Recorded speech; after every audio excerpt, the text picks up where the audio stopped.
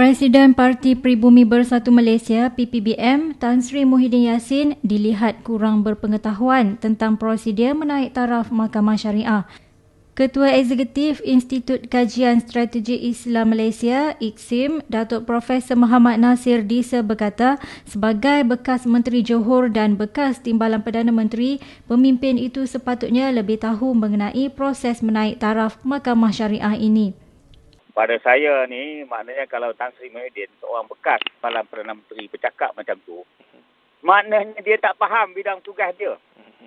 Dia pernah jadi Menteri Besar Johor.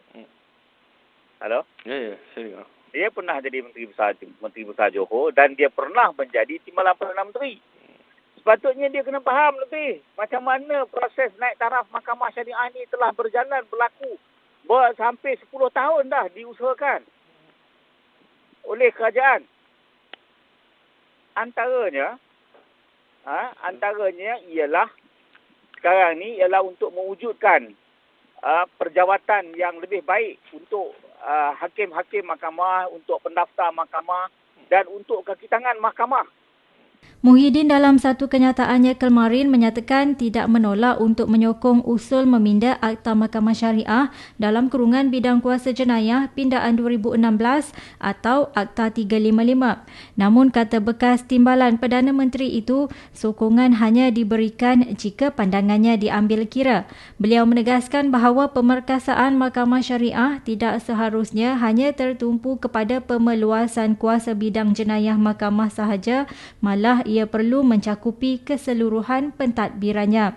Mengulas lanjut mengenai pandangan Muhyiddin itu, Nasir berkata, apabila RUU 355 berjaya dibentangkan, barulah aspek-aspek lain seperti grade, kuasa dan jawatan hakim-hakim akan dinaikkan. Muhyiddin kata beliau, mungkin masih keliru tentang tugas dan tanggungjawab pihak yang sepatutnya menaik taraf Mahkamah Syariah. Tan Sri Muhyiddin pernah jadi MB Johor. MB Johor lah dulu patutnya yang buat kerja-kerja naik taraf ni. Ataupun masa dia jadi Timbalan Perdana Menteri. Dia boleh lakukan itu melalui Jabatan Kehakiman Syariah Malaysia JKSM.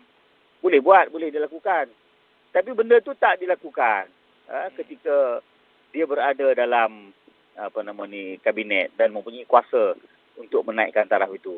Tambah pakar perlembagaan itu, yang menjadi kekangan utama kepada proses menaik taraf ini adalah bidang kuasa hakim dalam memutuskan hukuman yang sewajarnya. Contohnya sekarang ni, kalau suami enggan nak hormati keputusan mahkamah kan, keputusan perintah nafkah dan sebagainya. Mahkamah tak ada nak buat apa sangat.